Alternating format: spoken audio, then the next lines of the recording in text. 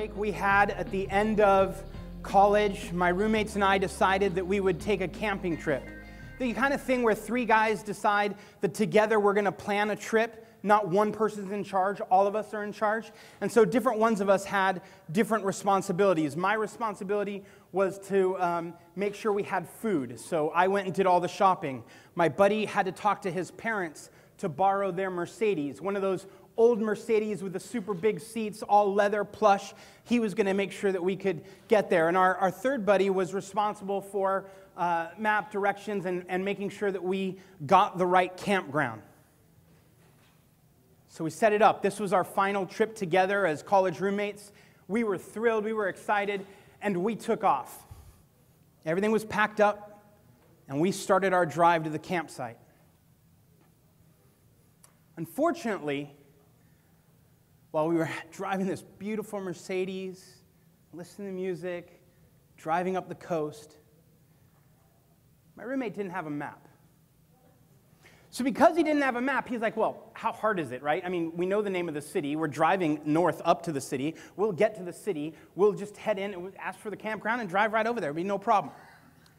From our apartment in Berkeley, Northern California, to the coast where we were going to camp was approximately a 2-hour drive. We left at noon. The sun was out. We pulled into the campground at 10:30 at night. It was pitch black. And thank God we were in that comfortable Mercedes because we slept in the car that night because we couldn't set up camp in the dark. And in the morning, we realized we had parked right next to the bathroom. You know, where people come at 5 or 6 in the morning right before they go on their big hike to take a shower? So we were woken up rudely by loud people trying to bathe. Years later, my wife and I decided we were going to go with some friends camping. Similarly, one of us was in charge of making sure we had the food, one of us in charge of the tent and all that stuff, and my wife was responsible for making sure we knew that we had the right campground, the right site, the right place, and she had the map. From our home to the campsite is 1.5 hours. I was driving, she had the map. We were there in 1 hour. Why do I tell you this story? At the end of the day, the only way you get this right when it comes to picking the right membership site is if you have a map and you know where you're trying to go. I can do one part. I can draw the map for you. I can lay out the territory for you. You have to know your destination. If you don't know your destination, if you don't know what you're trying to build, if you don't have a clear sense of what you actually need, then the map is useless to you. But if you don't have a map, it could take you a very long time to get where you want to go. Does that make sense? So what I'm going to do over the course of 20 minutes is try and help you discover this map. I'm going to try and help you find the guideposts on this map to figure out where you need to make decisions. I'm going to do that in the form of 6 questions. The reason I do this with a numbered set of questions is because while I can't guarantee I will be good, if you're listening going, when is this guy going to shut up? At least you know it's only 6 questions. So you know when I hit number 3, I'm halfway done. Are we ready? Ready. All right. Membership plugins, first of all, let's be clear. You have a lot of options. Okay? These are 20 plugins that I've reviewed, I've looked at, I've installed, I've used, I've tested. 20. There are more that aren't even on this list, but there are at least 20 options you have to choose from. Now, if you've ever been to my blog at chrislemma.com, you know that for the most part, I try and write really positive articles. If I don't have something nice to say, I just don't say it. Because we're here, because you can see me, because I'm going to decide to break my rule for just once, I'm going to say something negative. The plugins on the right side mostly kind of suck. The ones on the right sides are pretty good. I'm going to highlight why that is. Right? And it's not a firm thing. The reality is there's a couple on the right that are okay sometimes in the right case when you need exactly that. But for the most part, not all of these are equal. Some are much better than others. We talk about memberships. What are we talking about? Right? What is a membership plugin and why is there so many people interested in membership plugins? Well, the truth is you can protect content. You can add membership levels. You can charge as a paywall to get into the content. There's a lot of stuff you can do. Now, here's what's crazy. If you look at this list of all the things you can do, right? You know, determine the length of protection. Is it a month? Is it a year? Charge for it. Have multiple levels. Protect posts. Protect pages. When you look at this, here's the interesting dynamic. All of the plugins do this. It's not like we're going to say, oh, well, I need to protect some posts. I need to protect some category of posts, and I need to charge for it. Which one's the best one for me? I write a blog over at chrislema.com, and I have a series of membership posts, over 30 or 40 of them, that are membership related. And people will put in the comments regularly, I need to protect content on my WordPress website. I have posts and some pages, and I want to charge for it, and I have 2 different levels. Which one's the right one for me? Well, with that level of specificity, any one of them will work, right? And that's not being crass. That's just saying, look, the reality is these are table stakes for the plugins. These are table stakes. If you can't do this, if you don't do this, you might as well not call yourself a membership plugin, right? So you're like, okay, got it. That's the baseline. So how do we decide? I'm going to give you 6 questions. The first question is, what kind of payment gateway do you need? Now, here's the crazy thing. Most of you would decide on features and functionality before ever looking at the payment gateway. Most of you would go straight to looking at, ooh, look at this cool feature, look at this cool feature, and you'll forget about the payment gateway to the end. And then what happens? Especially if you're building a site for a client. You get all the way through the end, you've promised all sorts of features, you're showing and demoing how far progressed over time, and then they say, I need to support American Express. You're like, no problem. They're like, I need to support American Express in Canada. You're like, no problem. They're like, I need to support US American Express in Canada. You're like, big problem. And guess what? You don't have a lot of options at that point. And now you start scrambling for, are you going to write a payment gateway? The customer is like, oh, let's just call them up and see if they'll support my gateway. That's not going to happen. Gateways cost a lot to write and a lot more to support. And so you have to start asking the question first, what kind of payment gateway are you going to need? Are you building a site that's in Sweden, and do you need a specific Swedish processor? You're going to have a different set of options, right? Are you in Canada, you need to do something? Or, what do you do? Now, if you need to use PayPal or Stripe, many of them will support you. But if you have esoteric needs or unique needs, specifically beyond PayPal or something like Stripe, then you need to start by asking yourself, what kind of payment gateway am I going to need? What kind of support am I going to need? That's question number 1. I know at this point, because normally this talk is longer, I would tell you some of the best ones in this spot. I'm going to hold off the actual recommendations till we get towards the end and walk you through a series of comparisons. So this is just the questions, and we'll cover some of the top ones at the end. Question number 2, do you need concurrent memberships? Now, in the early days of memberships, right, that was just ridiculous. I mean, how many of you have a membership at the gym, regardless of whether you go or not? It's okay if you don't go, just if you've ever, yeah, see?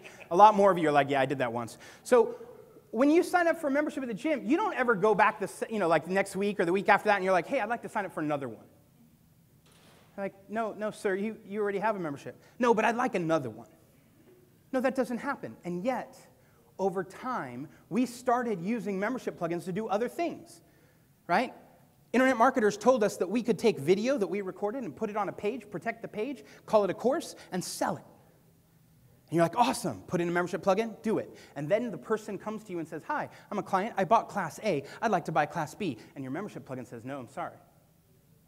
So you're like, oh, no problem. I'll spin up another membership level, and now I'll give them 2 options. Do you want to buy A, do you want to buy B, or do you want to buy A and B?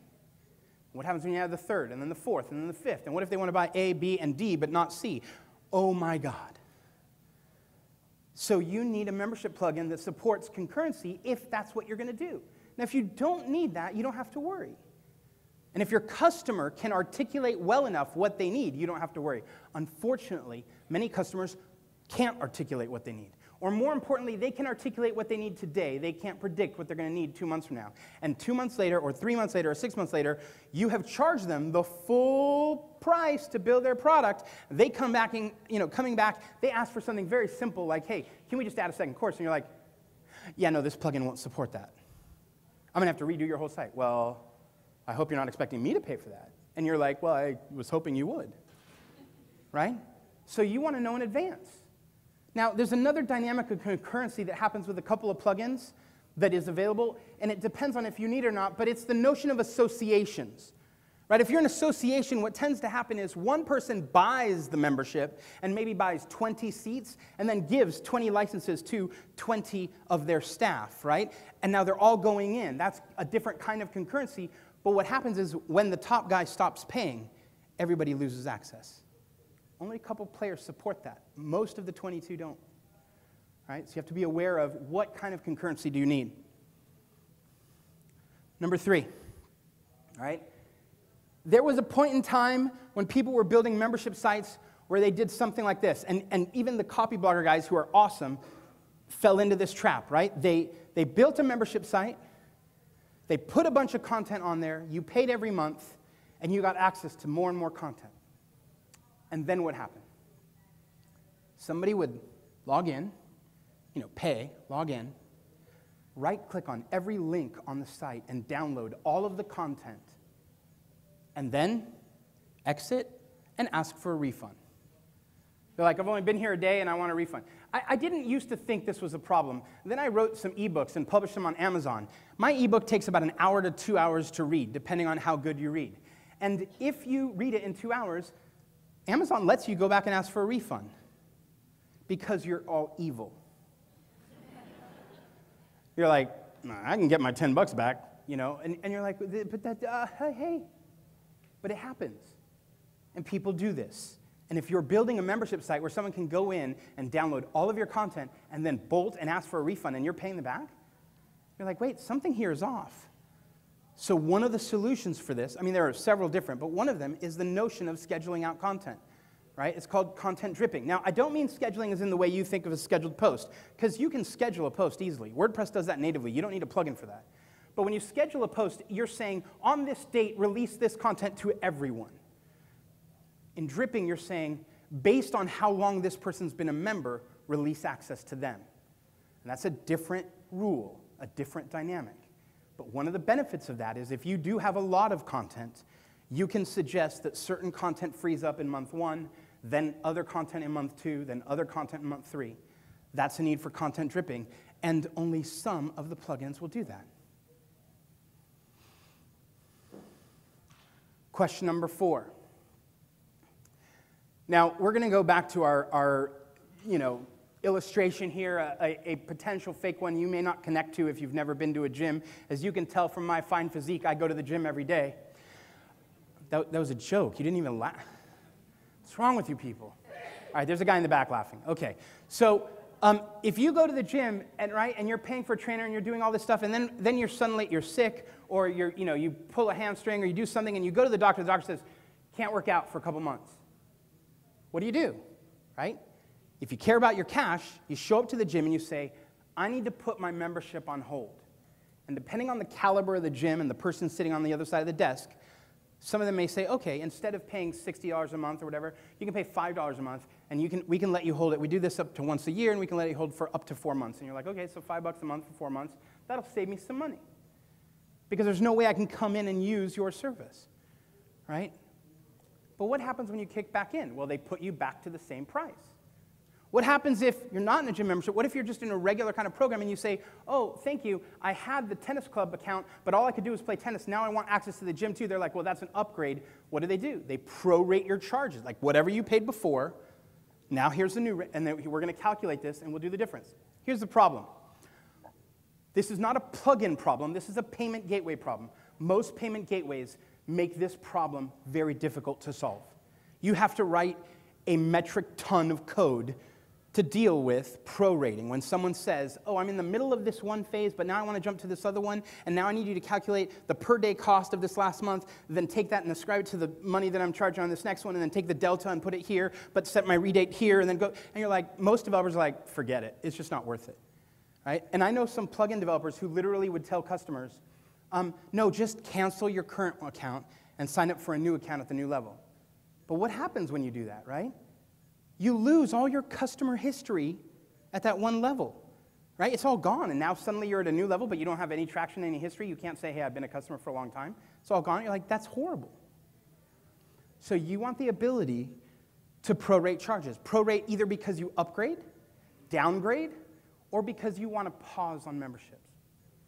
Very, very few plugins support this. Exchange from iThemes and MemberPress are two guys. I wrote about 4,000 words on exactly how to think about this. And I wrote about the algorithms of how to calculate this and why it's worth doing. And most of the membership plugin guys came and read the post. And if you go read the post and you read the comments, most of them are like, well, first, that's too hard to code, and second, most of our customers don't care about that. Thankfully, I had two friends who said, we'll do it. And you can feel free to send everyone our way. And I'm like, and I will, right? If you need this, or if your customers need this, you need to really think through what are the right plugins to support that. All right. This has never happened to you, so I'm speaking hypothetically here. But imagine, if you will, a customer who says they only want a membership, and then a month later asks, can they just add selling some ebooks? They say, I only want this one thing to be protected, and then later they're like, oh, I want to ship a couple other products, right? Because you don't have clients that change their mind. You don't have clients that say the word just a lot. But when they say just, you sit there and you cringe. Well, not you, but people that you've heard of. They cringe, right? Because it turns out some membership plugins understand that they may need to do both membership and e-commerce, and others are just focused on only membership.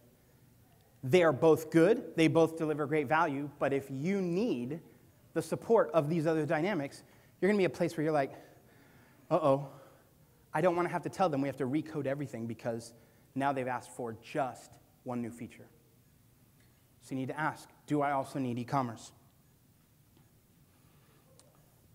The hardest one out of this list, I think, is this one. The notion of upsells, the notion of downsells. Now, when you talk about one-click upsells, right?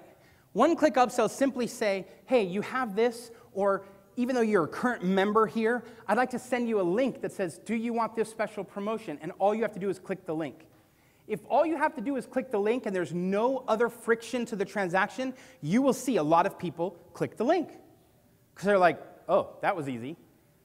But how does that work? Well, you have to have their payment information stored centrally, right? So things like Cart66 work because they're hosting it out there. Membership plugins like MemberMouse do that because they're hosting it out there. But if you're not capturing and storing that in a vault somewhere, maybe if you're using authorized.net, there's a very complicated way you can pull this off. But for the most part, right, the one-click upsell is hard to do because what most people do is they do the one-click upsell as a link that takes you to a website that makes you pick the product, that puts it in the cart, that makes you go to fill out the form, that does the checkout, that does the validation and receipt, and then says finally done. And you're like, that was not one click, that was 6 clicks.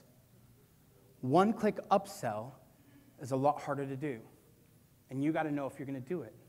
You got to know if you're going to support that or if you need to. And one-click downsell is even harder. How many of you have cable service? Cable TV, or even cable internet? Yes? Okay. That's so sad. You should be unplugging your box. Anyway, that's a different issue. So what happens when you call to cancel? Right? I mean, I'm talking about after the first 4 hours that you're on hold. But when you finally get someone on the line, right? What happens? You're like, I'd like to, and they're like, well, Mr. Lemma, well, I don't know, did you catch recently that viral clip of someone who was trying to, cancel their service, and it just went on, the phone call, and you're like, I'm going to pull my own hair out, and I wasn't even experiencing it. But what happens is they're like, Mr. Lemma, yeah, you go through this whole thing, and at the end, they're like, well, so can I downgrade you? Right? Now, many times, I just say, no, you can't downgrade me, Jack. I'm done, right? I walk in, drop off the equipment, and we're over. But there's a couple of sites where I use this to game it all the time, right? GoToMeeting. Any of you use GoToMeeting, right? So they have a personal, you can pay the personal account or whatever. The personal account gives you like 50 people that can be in meetings. I'm not that popular, so my meetings are all like 5, 6 people. So if you pay for them and then you stay for 1 month, right? Even though you're signing for recurring revenue, if you pay for in 1 month, at the end of the month you go to cancel, they automatically give you a, would you like to do it for 7 people? And they cut the price in half.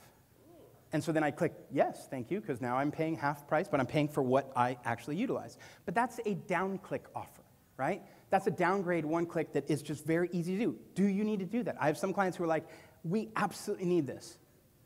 Well, there's very, very few players. MemberMouse is one of the only ones that does this, right? And so you may be in the place where you say, okay, if this is what I'm going to do, either I'm going to pay for custom development or I'm going to look at a plugin that does this. All right, so because we are so short on time, rather than tell you all the different winners in those different questions and all that stuff, I decided to do this a different way so that you'd actually have the information. Spider charts are a way to really do comparative analysis, right? And what a spider chart does is you basically say, all right, all the things I just told you about are these items on the outside. And based on these items, I'm going to score them from 0 to 5. And based on that score, from what I know of these products, you can then evaluate from the space that's inside how valuable or useful it is. But you should understand this is all generic. If all you need is something that's fast to learn and easy to use, and you need some e-commerce support with some payment gateway diversity, then Restrict Content Pro is good for you. You pack up bags, you go home. You don't need anything else. So it's still always going to be up to you. I can lay out a map. You still have to pick the destination you want to head to, right? But you can see as I walk through these that some of these cover more basics than others, right? If you look at WooCommerce, when you add groups and subscriptions, you'll see that it really succeeds when you're talking about payment gateway diversity. They have more gateways available to them than anyone else. Cart66 comes in second, but they have more gateways available than anything else in many different countries and everything else. So if you want a membership site that needs very unique and specific gateways, then you might want to look here, right? But they're not going to do some other things, and you have to be okay with that. Paid Memberships Pro, very good about some stuff, right? Very good with concurrency, very good with sequential delivery, right? Which is also very useful. It's another one of those concurrencies, but you, instead of concurrent at the same time, you actually deliver it, from one group to the next group to the next. Easy to use, fast to learn, not as much payment gateway diversity, and definitely nothing on upsells and downsells. Magic Members, right? It supports a couple things over here that may be very useful to you. It is less interesting there, no real support for e-commerce at all, or upsells. So again, if you have a particular need for those things, it's not going to be your best choice. Cart66, like I said, second place when it comes to the number of gateways, also very good at upsells, the best one at upsells and downsells. And because they do membership plus mostly digital e-commerce, it can be a very interesting one. They have some basic shipping, but it can be a very interesting option. But you should know that this is not a one-time charge. You're going to pay monthly for that service. In the big scheme of things, it's not so much that it should dissuade you, but you just need to know that that's the dynamic. MemberMouse, like I said, fantastic at upsells and downsells, right? Pretty good at the concurrency and sequential, nothing over here, and definitely not one of the easiest to learn. So, buyer beware when it comes to that stuff. MemberPress, like I said, one of the few guys that when we started talking about prorating, they said, okay, the developer called me up and said, okay, here's my question, Chris. What do I have to deliver so that you only recommend one plugin on your site? I was like, that's awesome. So I sent him a list. And he's like, okay, so what if I wanted to be in the top 2? Right? Because you're like, oh, that was a lot. And I'm like, well, I get a lot of emails from a lot of people about what it is they need. So it is a tall order. It turns out that MemberPress now is generally in my general recommendation. It's my number 2 go-to plugin. I'm like, yeah, for most things. Now, again, you may have specific needs. You may need the upsell, or you may need payment gateway diversity. And so I'm going to always tell you it's your call because you know where you're trying to go. But these are my number 2 guys. My number 1 guys, iThemes Exchange, which is insane to me because they're the youngest, right? They literally rolled this product out 1 year ago, last week. And yet, Corey, similar to what happened with MemberPress, Corey called up and said, hey, I want a brain dump of membership plugins from you. Tell me what I need to know. Tell me what not to do. Tell me what to do. So he rolled out with sequential delivery and drip support and rule-based and connection to other plugins. He rolled it all out in the first version. And ever since, he's been adding more to it. Now, again, it totally depends on what you want because the payment gateway stuff is not as fancy. But I'll tell you this. I think they're the only player out there that provides Stripe as a plugin for free. Right? I love Stripe much more than PayPal, and so it's fantastic to be able to say, and not only is Exchange free, you have to pay for the membership piece, but Stripe is free too. Right? So really, really powerful. They don't support concurrency here, but they do support sequential, and they support prorating, which again, one of the few people that does it. So that's the road, or the map really, to membership plugins. How do we do on time? Did we hit it? I think we did. I think I've done that fast enough so I can leave time for questions. You can find me online at christhumma.com where I blog. I'm on Twitter as well at christhumma, and there's a whole bunch of membership articles over on the site. Thank you very much.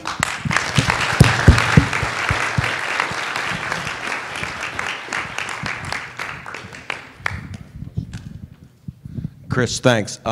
I have a specific need for a flexible end of term on a subscription. One guy, he's doing a betting support for D1 college basketball. So he needs a November, December. He needs a 31-day. He needs maybe a month for March Madness. And Corey hasn't done that yet. Right.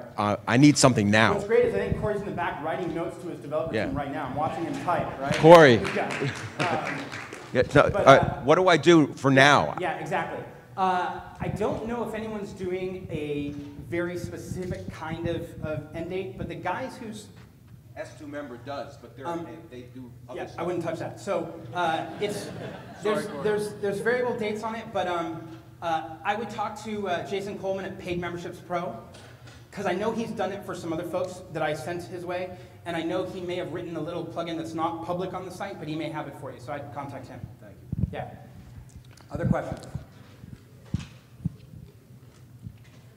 No more questions. That's amazing and awesome, all at the same time. All right, thank you very much.